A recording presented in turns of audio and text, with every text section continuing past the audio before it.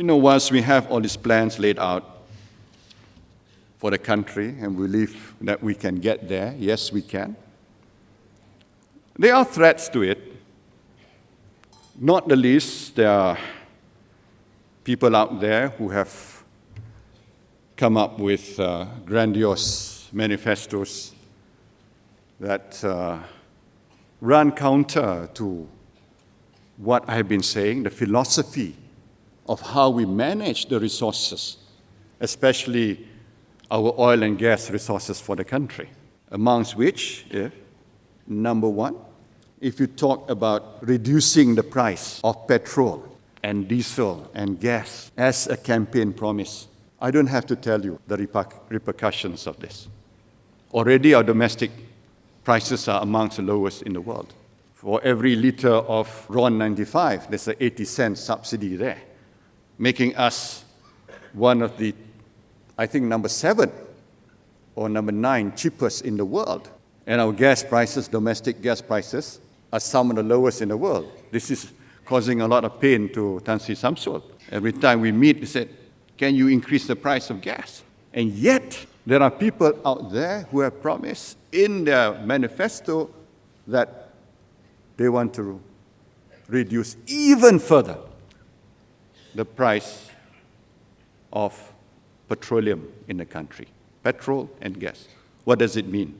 It means that the subsidy, which is already 23 billion a year, will touch 30 billion or even more. The hidden subsidy to Petronas for oil and for gas prices is huge. That will even get bigger. What is the implication? Implication is that you will find resources that should be channeled for productive investment, for long-term investment, even medium-term investment, will be channeled for private consumption. And that is a recipe for economic disaster. Increasing royalty from 5% to 20%, what's the implication of that?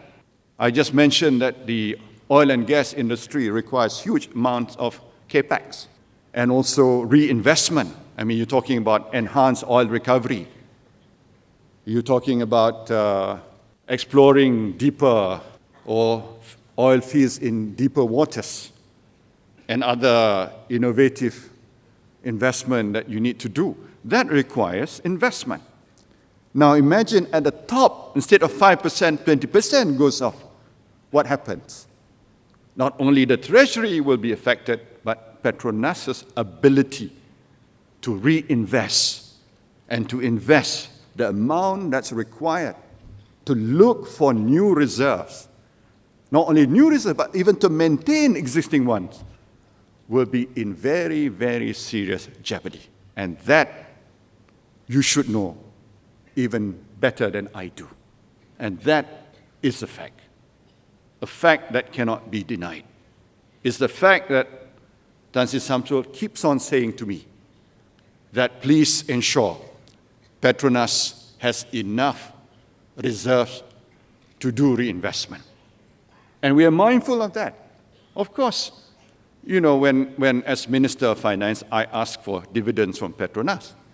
And there's a time in a year where I ask for dividends. And we, of course, we sit across the table, we say, okay, and I will say to him, can you increase 1 or 2 billion? He say, yes, maybe not 2, 1, yes, perhaps. And that's the kind of, discussions we embark on, but not taking away huge amount of financial resources that will cripple Petronas.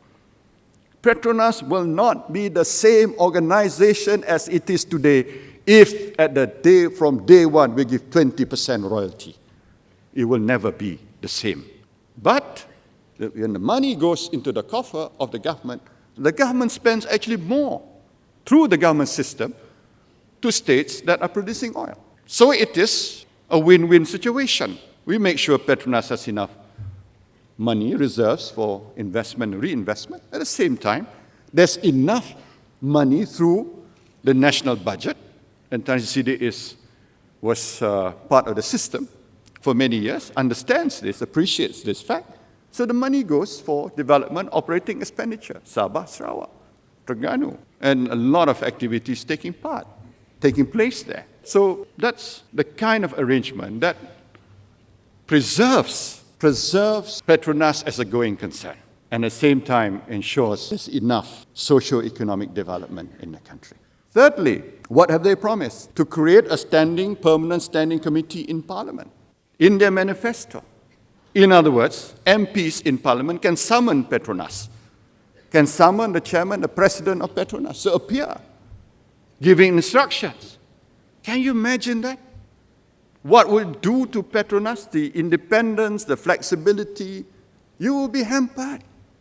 I mean, right now we're giving you a lot more flexibility. I've even decided a few months ago that all the big tenders that used to be referred to Treasury, I said, no, why should I decide? Give it back. Let the board decide, I said. So it's gone back to Petronas. I don't make the final decision. No, it doesn't count. I trust the board, the wisdom of the board. Let them decide. I don't want to make decisions over big tenders, I said. So that's where we're heading, the current government, what we believe, the trust we have in Petronas, as opposed to the measures listed out in the opposition manifesto. And to top it all, they said they will reconsider RAPID. Now, RAPID is the biggest investment, more than 40 billion ringgit. You want to reconsider RAPID, Pengerang? RAPID is a project that I want to see implemented rapidly, is it? I said that.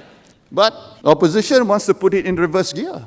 Again, they are acting against the interests of Petronas.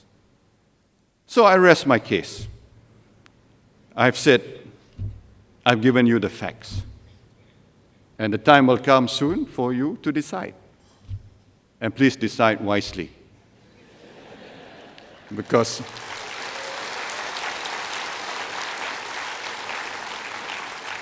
what is at stake is not just who gets to Putrajaya, but the future destiny of Malaysia.